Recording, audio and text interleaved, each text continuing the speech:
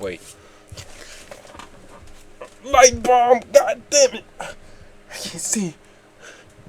Hold on. I really cannot see, bro.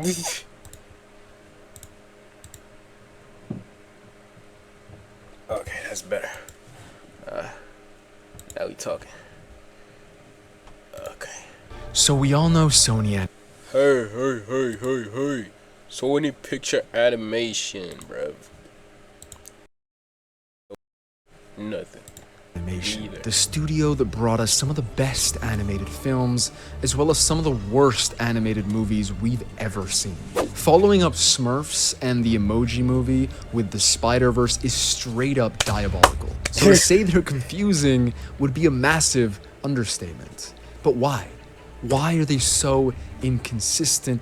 And more importantly, why might that inconsistency actually be the reason they become the best animation studio in the next 5 years? There's a secret. Because it's Spider-Man. I'm not gonna lie, Spider-Man is already making them the best animation studio right now, bro. I'm not gonna lie. The Spider-Man, the diverse type Spider-Man, the Miles Morales, it's peak, bro. Everybody loves it. There's nobody that doesn't like it. One is talking about. Seriously. Because what I found when I started really looking into how Sony operates kind of blew my mind. See, Sony founded its animation division in 2002, but it wasn't born from a love of animation like Ghibli or Disney. Instead, Sony saw successful movies like Shrek and Monsters Inc. at the time and realized that they wanted in. The result was a studio with big ambitions but no strong creative DNA. Their first release, Open Season in 2006, which actually made a lot of money in theaters, was honestly a very mid-animated movie for kids. It wasn't until their second movie that Sony really stepped things up, releasing Surf's Up, a movie that did well at the box office, but that people also just loved because of how creative and funny it was. I mean, it was an animated mockumentary comedy film. That's unique as hell. And even though it came out after a ton of other Penguin movies like Madagascar, Happy Feet, etc., Surf's Up was able to distinguish itself and went on to earn an Oscar nomination. These early films proved Sony had technical skill and talent. They just needed to keep raising the bar. And that's where things got interesting. Because unlike Pixar, which built its identity around emotionally resonant storytelling and innovative 3D animation, or DreamWorks, which leaned into irreverent wit and pop culture, Sony didn't double down on a single style. Actually, the rule at SPA was they wouldn't adhere to any one specific visual style. Each movie would be its own universe. They kept bouncing between genres, tones, and creative leads. And while that made their output feel scattered, it also made every... I know this. It's like the rain food. I forgot the name of the movie, but it's like it's raining burgers or something. I know this. That's the Smurfs. I know this. That's the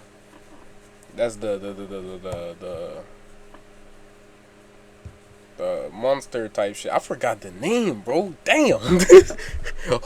Yeah.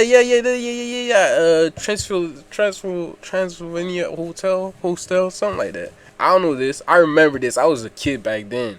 That's a long time ago. Like everything unique and fun. Damn. And was the reason Sony would end up defying all expectations. But we'll touch on that.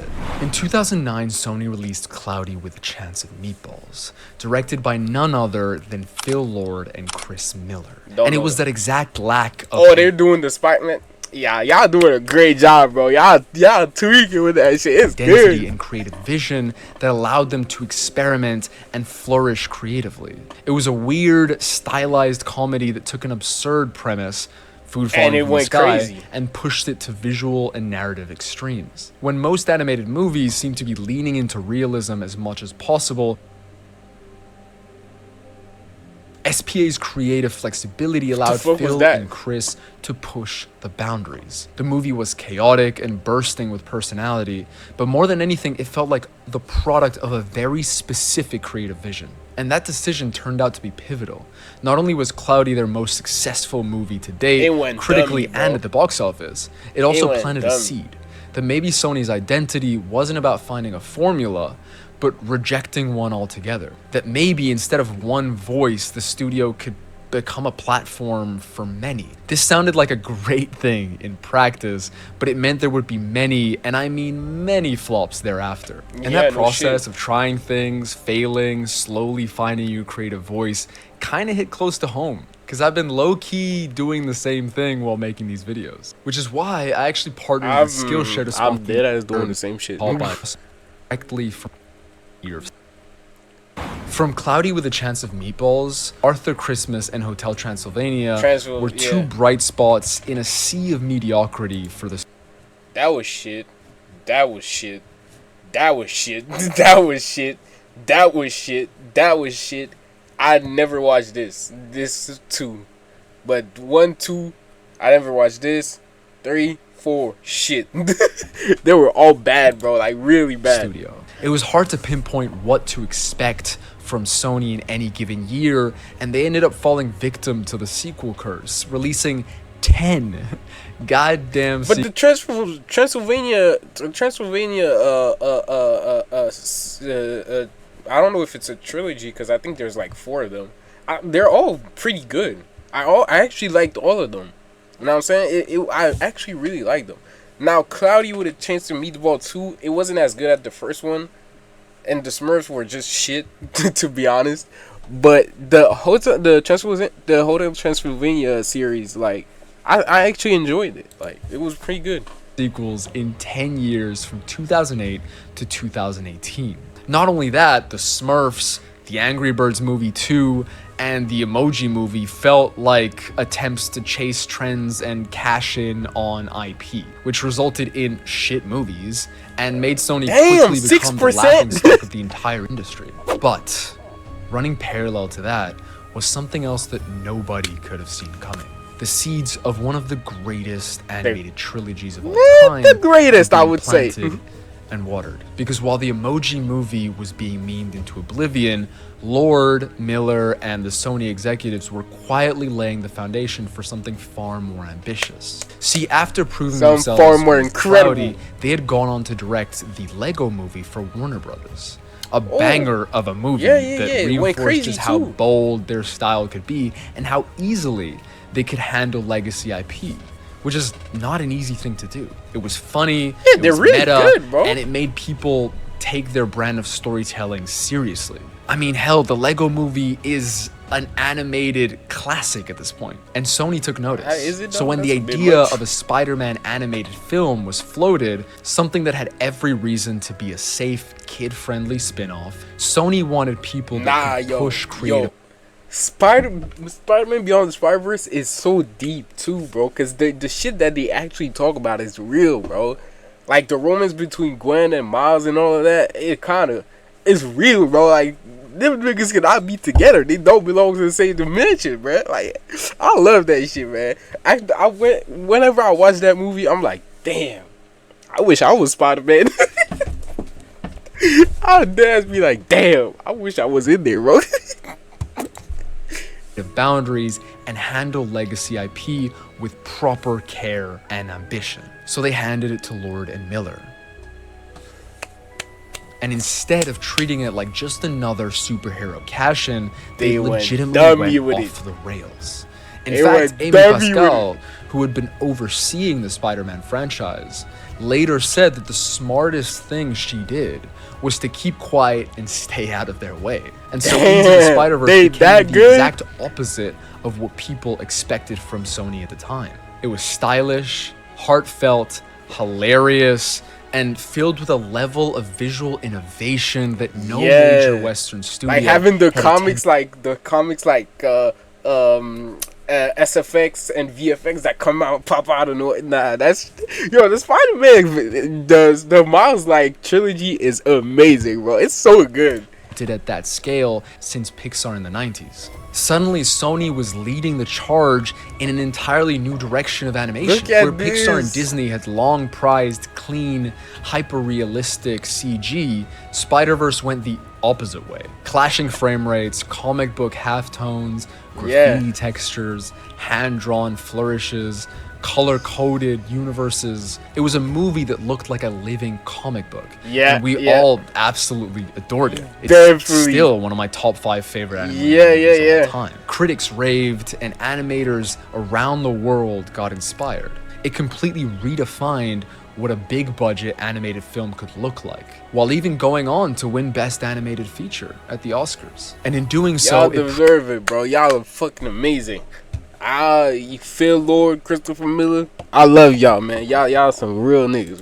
proves something Alright. critical about Sony. Their chaos and lack of uniform style was actually their recipe to success, or so they thought. But as we'll talk about later, things would start to get complicated behind the scenes. What do you mean? They had no house style, no overarching brand identity, no rigid playbook, and that very lack of structure became the thing that allowed the Spider-Verse to exist in the first place. If Sony had been more conservative, more uniform, or more brand conscious, that movie never would have made it past the pitch phase. Bro. Or at least it wouldn't have taken nearly as many risks as it did. So yes, Sony spent a decade shooting blanks for the most part, but all the while they were also building a culture that, when paired with the right creatives, could result in something magical. And after Into the Spider-Verse, everyone else started paying attention. Studios scrambled to capture that same unpredictable visual magic. Suddenly, It's so good, stylization bro. was all the craze. DreamWorks leaned into expressive, beautiful, stylized animation with The Bad Guys, Puss in Boots: The Last Wish, and The Wild Robot. Netflix pushed I out don't know that. Nimona, Intergalactic. Even Disney tried to do their own stylized animation with Wish, although we all know how that turned out. And while the rest of the industry was still trying to catch up, Sony had already moved on, backing The Mitchells vs. the Machines, a movie that blended heartwarming family drama with chaotic internet energy, all with another awesomely stylized animation style, becoming one of the most I don't think I watched this refreshingly one. original animated films in years, and earning them another Oscar nomination. It Damn. even made me cry when I watched it back in 2023. Maybe I need to and watch I gave it. it a 4.5 stars both of the times that I watched it. Sony had found their style and creative direction. And if Into the Spider-Verse proved that taking risks could pay off, Across the Spider-Verse proved that doubling down on creative freedom, even at the cost of Across the Spider-Verse mayhem is behind great the as scenes, well. could lead to greatness. Which it did. I mean, Across the Spider-Verse It's became the goated. highest grossing Sony animated Damn. movie ever, and earned them their 3rd Oscar nomination in 5 years, which is insane. Sony had made it. A studio that was finally respected and considered among the upper echelon of animation. But yet, behind the scenes, something dark had been brewing for years. What are you talking about? While Sony's outside facade was one of success, innovation, and creative risk, there were major cracks that the studio was covering up. Cracks that Oh. Morale was incredibly. Ooh.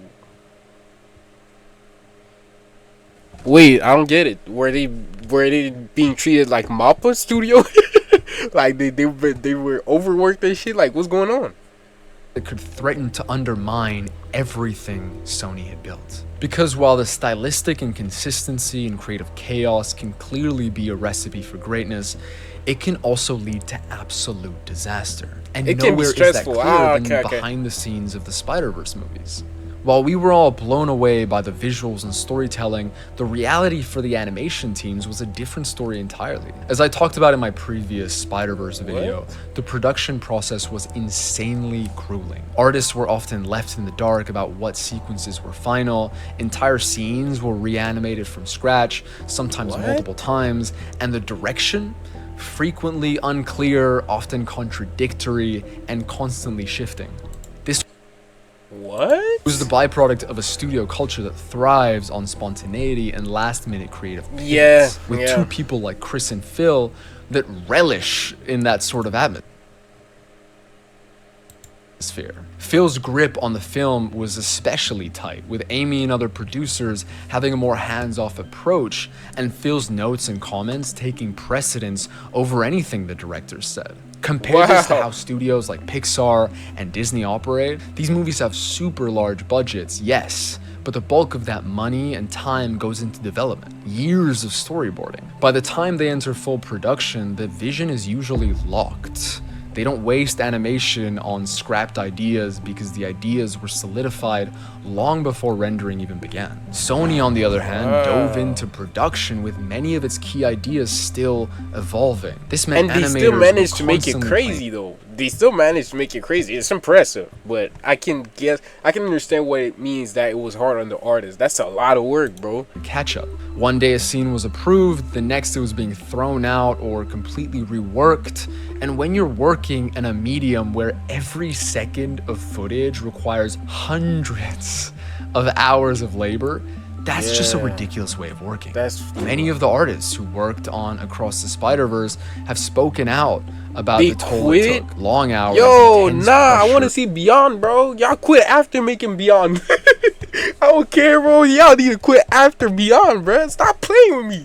And an endless churn of revisions. Every day for a year. The irony is, though, that this chaos produced one of the most celebrated animated films of the decade. Can a studio sustain this level of experimentation without sacrificing the well-being of its artists? That's the paradox. Why is he doing all animation? Their inconsistency allows for radical brilliance, but left unchecked, it's amazing. It can just as easily lead to burnout. And yet, despite all of that, I still believe Sony is about to become the best animation studio in the next 5 years. Once Beyond the Spider-Verse come out, bro, these guys are gonna be top, bro. I'm not playing these. The Miles trilogy is amazing, bro. I don't even need to say it. Y'all know. I don't even need to say it. I'm gonna tell you why right now. Because for all its flaws, that very chaos is exactly what sets them apart. It's what allows them to take risks other studios won't.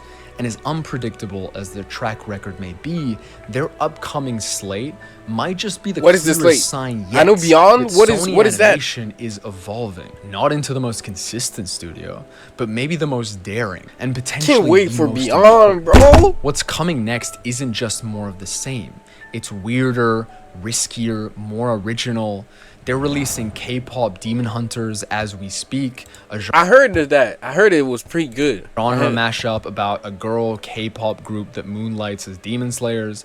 And although the premise is weird, the trailer looks genuinely good. And I heard about it, but I didn't watch it. Already praising it early on. Damn. They've got Fixed coming up, an R-rated animated comedy about a dog trying to escape his neutering appointment by the creator and director of Samurai Jack, by the way. And this is the first R-rated animated movie by a major Western studio. They've got Black Knight, an animated fantasy epic from the same guy, a Mitchells vs. the Machines sequel, which is one of the few sequels I'm genuinely excited for. They've got an animated sports comedy movie about a goat that dreams of going pro in his favorite sport. And of course, Spider-Man Beyond the Spider-Verse, the final chapter that could cement this is the best animated trilogy of all time. Nah, it is. Most exciting it already is. I don't care. Is that they're mostly original stories. I mean, they have 7 original projects coming out from this point forward. Yeah, I was thinking like Spider-Man not supposed to be in here. Wait, adult animated films from teens to adult? PG-13? What the fuck happens in there? And on top of that, in 2020, they stated they wanted to focus more on R-rated animated movies, which is a completely This is exactly why I did not want to watch this. Why am I looking at men dancing and shit? I don't want to watch this. Approach to the other major studios and is so incredibly exciting. Honestly, what they're doing is so rare in today's animation landscape. Disney is leaning harder into sequels and remakes, and even their original stuff seems incredibly bland and safe. Pixar is kind of doing the same, with 3 out of their 5 upcoming movies being sequels. Meanwhile, Sony is completely setting themselves apart. And somehow, even with all the chaos, or maybe because of it, they're creating space for the next wave of animation innovation. So yes, Sony might still be inconsistent, they might still frustrate their artists, but if they can refine their process, improve their working conditions without neutering their creative process, and continue backing unique creative risks, what the fuck? This is exactly why I'm not trying to watch that shit, bro. I'm not the biggest fan of K-pop. I'm not gonna lie. Y'all do it too much with y'all dances and shit. Genuinely believe that they could become the studio that defines the next 5 to 10 years of animation. I actually believe it. Cause the Spider-Man trilogy will already make them like the biggest studio of like 2020. I think the first one came out. I don't remember. Anyway, like it's nah. I don't care what nobody says. Like the best trilogy out here, the best animation trilogy is by far the Spider-Man Miles Morales one, bro. It's so clean, bro. It's so clean. Stop playing, bro. Anyway, we gonna edit that. Yeah, that's it. Hey, whatever, man. I wanted to say something, but what? I don't. What was it?